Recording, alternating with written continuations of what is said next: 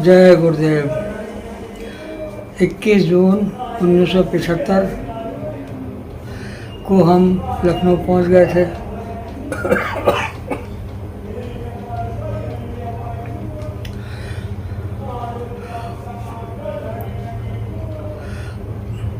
छब्बीस जून को आपातकाल लग गया था। आपात लग जाने से शहर में बड़ा आतंक जैसा वातावरण हो गया था। मोहल्ले के एक पड़ोसी की घटना बता देना मैं ठीक समझता हूँ। एक मक्खन लाल अग्रवाल थे, उनकी घी तेल की दुकान थी।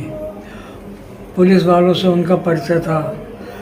पुलिस वाले ने, दरोगा ने अपने सिपाहियों को भेज के उनको बुला लिया थाने पे, मक्खन लाल अग्रवाल को, और बिठा लिया।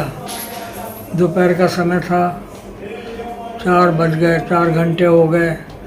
बाहर कोई सूचना नहीं, उनके आने की कोई खैर खबर नहीं मिली। शहर में आतंक का वातावरण आपातकाल लग जाने से इस तरह का था। उनके बड़े भाई को चिंता हुई, मोहनलाल अग्रवाल को। उन्होंने कहा कि भाई हम अपने भाई को देखते हैं कि क्यों रोक लिया है। मोहनलाल अग्रवाल थाने में पहुंचे तो थाने के लोगों ने उनको भी रोक लिया, उनको भी बिठा लिया, और उनकी भी कोई सूचना आउट नहीं की। तो रात के 8 बज गए तो नाका हिंडोला थाने के सामने जैन बुक डिपो, जैन साहब की किताबों की दुकान है। उनको कहा गया कि आपका तो बहुत से पुलिस वालों से परिचय है, आप ही जाके ज़रा देखो। ये इनके परिवार से उनका परिचय अच्छा खासा था। जैन साहब, सुमत प्रसाद जैन, जब थाने में पहुँचे तो उनको भी थाने में बैठा लिया गया।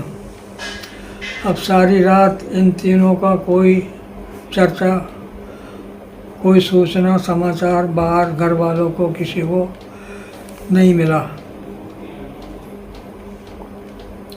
बड़ी सबको चिंता हो गई और ऐसी खबरें शहर में बड़ी तेज़ी से फैल जाया करती हैं। रात बीती, सवेरा हुआ। जब हथकड़ी डाल के इनको निकाला गया, रिक्शा में बिठाल के मजिस्ट्रेट महोदय के सामने पेश करके थाने भिजवाने, जेल में भिजवाने के लिए, तो मजिस्ट्रेट महोदय के सामने कोर्ट में ले गए पहले। तब बाहर लोगों ने देखा कि ये लोग गिरफ्तार कर लिए गए हैं। उस समय का वातावरण ऐसा था कि अपील, दलील, वकील, इन सब का कोई महत्व तो नहीं था। ऐसी स्थितियों को देखते हुए हमारी मकान मालकिन, जो गुरु महाराज की बड़ी अनन्य भक्त थीं, और गुरु महाराज उनके यहाँ अपना एक तरह से प्रांतीय कार्यालय जैसा ही बनाए हुए थे, उन शकुंतला बहन जी को भी बहुत चिंता हुई कि गुरु महाराज भी पकड़े जा चुके हैं। 29 तारीख को गुरु महाराज भी पकड़ लिए गए थे।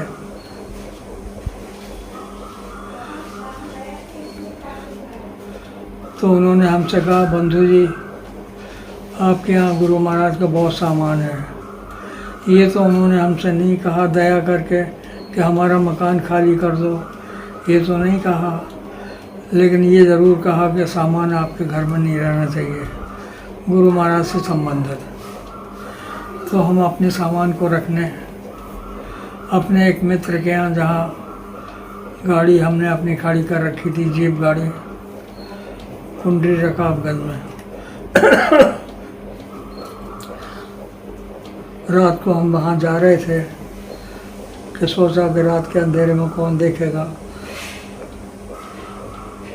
वो किताबें जो 1500, जिसका नाम विचार था, और एक ये किताब हरिद्वार की गाथा, इसको भी हमने छपवाया था।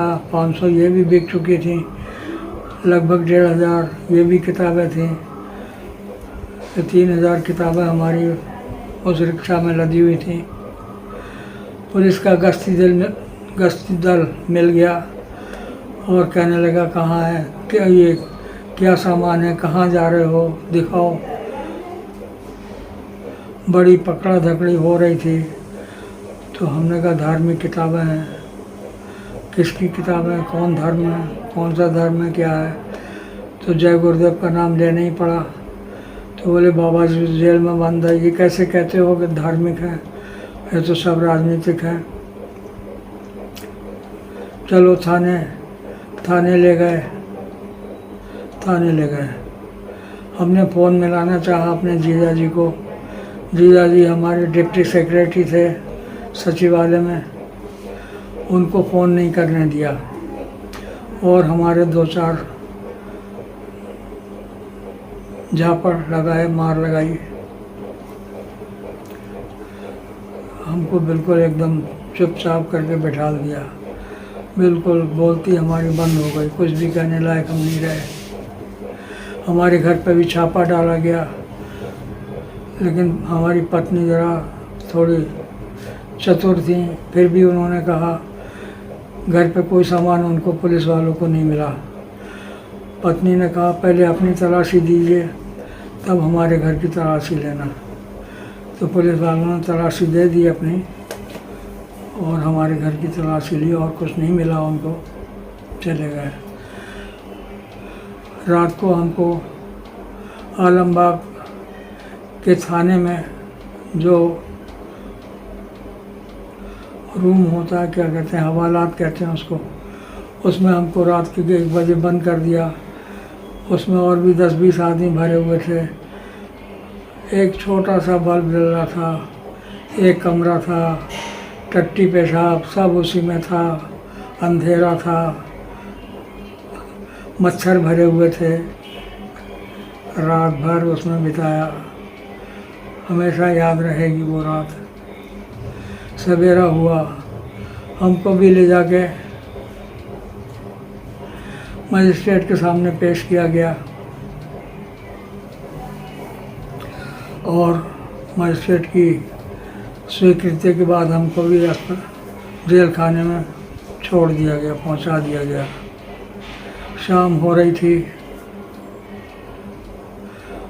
एक बैरक जिसमें 60 लोगों की जगह थी, उसमें 200 लोग भरे हुए थे। शाम हो रही थी। एक 15 वाट का बल्ब बड़ी ऊंचे पे जल रहा था। इतनी बड़ी बैरक में एक बल्ब, हल्का सा उजाला था। 200 आदमी चारों तरफ चक्कर लगा रहे थे कि कहीं खड़े होने की जगह मिल जाए, कहीं बैठने की जगह मिल जाए, कैसे रात बीतेगी। हमने भी 2-3 चक्कर लगाए। एक जगह देखी थी, जिन 2 फुटपाथ प्लेटफार्म जैसे बनाए थे उन्होंने अपने चबूतरे जैसे सोने के लिए। एक पे एक हत्यारा लेटा था, एक पे एक बलात्कारी लेटा था, एक हिंदू था, एक मुसलमान था। उन दोनों के बीच में एक जगह खाली थी, बीच की जगह नीचे। हम वहीं खड़े हो गए। एक उसमें से खांस रहा था, बहुत खांसी आ रही थी उसको। तो हमने उससे बड़े प्यार से बात की कि भैया बहुत खांसी आ रही है आपको, कोई दवा ववा नहीं मिलती है क्या। व्यक्ति ने कहा कि खांसी की दवा हमको कुछ नहीं मिलती है, दिखाने के लिए डॉक्टर आते हैं, उनके साथ स्टाफ भी आता है 2-3 लोगों का, बहुत सारी दवाइयाँ लेके भी आते हैं, लेकिन सिर्फ खाना पूर्ति करके और दर्शन करके चले जाते हैं, दवा नहीं देते। तो हमने कहा कोई बात नहीं। मेरे पास एक थैला था, थैले में एक तेल की शीशी पड़ी हुई थी, सरसों के तेल की। मैंने कहा भैया उठ के बैठो ज़रा, तुम्हारे सिर में थोड़ा सा तेल डाल दें। उसके सिर में थोड़ा तेल हमने डाल दिया और वो उससे कहा कि ज़रा उंगलियों से मलो अपने सिर में। उसमें अपने सिर में तेल को मला फिर हमने कहा कानों में ही तुम्हारे डाल दें, लेट जाओ। दोनों कानों में तेल उसके डाल दिया, कान मले उसने अपने, उसको राहत मिली कुछ। दूसरे से हमने बात की, वो बहुत खुजली हो रही थी, उसकी जांघ में खुजा रहा था।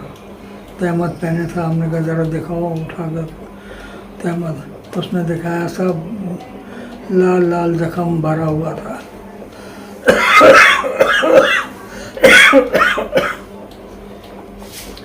उसको भी हमने कहा सवेरा हो तो आप बाहर जाएंगे, जहाँ लेटरिन के हाथ वगैरह धोने के लिए नल लगा है, वहाँ बहुत मिट्टी पड़ी हुई हम देखे आए थे। मिट्टी 1 किलो भर मिट्टी लेके उसको गीला करना ठंडे पानी से, नल के पानी से।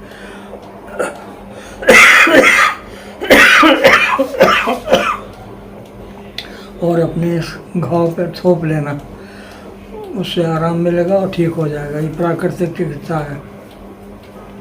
उसने कहा कि भाई साहब हम तो जानते नहीं, आप ही ला दीजिएगा मिट्टी। हमने कहा ठीक है, हम ला देंगे। उन दोनों ने कहा आपको जगह नहीं मिली, हमने कहा नहीं मिली।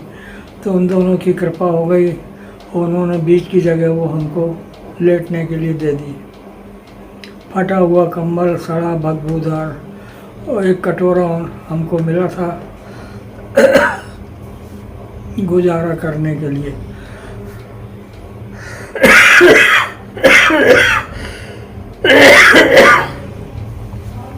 बिछा के हम भी लेट गए जैसे तैसे। वहाँ सवेरा हुआ, वहाँ से मिट्टी उट्टी ला के उसके दी लगाती उसको चैन पड़ने लगा। वो लोगों का सहानुभूति हमको मिली और दिन में फिर वो फॉर्मेलिटी का जेल की होती रही। जैसे तैसे फिर रात बीती। अगले दिन सवेरे को, तीसरे दिन, हमारे जीजा जी जो सचिवालय में डिप्टी सेक्रेटरी थे, उन्होंने अपने किसी समय जूनियर रह चुके जिलाधिकारी के पीए थे मिस्टर श्रीमाली, उनसे बात की कि ऐसे बात है। तो श्रीमाली ने कहा, रस्तोगी साहब, इस समय DIR जो कानून है, इसके अंतर्गत इसमें कोई एक बारीक सा सुराख भी नहीं है जो किसी व्यक्ति को मच्छर बना के भी निकाला जा सके। इतना सख्त कानून है कि जैसे ही आपकी कोई एप्लीकेशन मजिस्ट्रेट के सामने पहुंचेगी, वो ये नहीं देखेंगे कि ये किस लिए एप्लीकेशन लिखी गई है, वो सिर्फ ये देखेंगे कि DIR की है। तुरंत ट्रांसफ़र ऑर्डर और मीसा लगा के ट्रांसफ़र ऑर्डर कर देंगे। ट्रांसफ़र में फिर इनको किसी दूसरे शहर जाना पड़ेगा, फिर बच्चों को परेशानी होगी, मिलाने के लिए भी दूसरे शहर में कैसे बच्चे जा पाएंगे। इसलिए आप अभी कुछ ना कहें, ऐसे ही रहने दीजिए इनको, और इनको हम सारी सुविधाएं दिलवा देंगे। इनको वहाँ से क्रिमिनल लोगों में जो इनको रखा गया है, वहाँ से फिर पॉलिटिकल लोगों के साथ इनको ट्रांसफ़र करवा देंगे। और उन्होंने अगले दिन, उसी दिन, तीसरे दिन जेलर को फ़ोन करके और सुपरिटेंडेंट को फ़ोन करके ये व्यवस्था हमारी करा दी। जेलर ने आदमी को भेज के हमें बुलाया, तो हम डर गए कि भाई क्यों जेलर बुला रहा है, क्या अपराध किया हमने, क्या आफत आने वाली है। तो जेलर ने कहा कि रस्तोगी साहब को कुर्सी दीजिए। हमको कुर्सी दी गई, कुर्सी पे बैठे, बोले आपके घर से परिवार के लोग कुछ मिलने आए हैं, सुपरिटेंडेंट के कमरे में आप चले जाइए, उनको कुछ आदेश हुआ है, आपको पॉलिटिकल लोगों के साथ भेज दिया जाएगा, आपको सब सामान मिल जाएगा। हम अपने पत्नी से और हमारी बहन जो मिलने गई थी उनसे मुलाकात हुई सुपरिटेंडेंट के कमरे में। और वहाँ से फिर हमको जेलर ने, जहाँ हमारे मक्खन लाल, मोहन लाल, व पड़ोसी सोमत प्रसाद, इन लोगों के पास हम पहुँच गए, पॉलिटिकल लोगों के पास। और उसके बाद फिर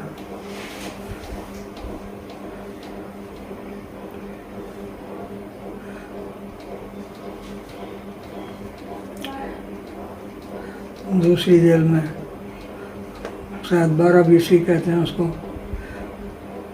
वहाँ भेज दिया गया। वहाँ तो 250 राजनीतिक लोग थे।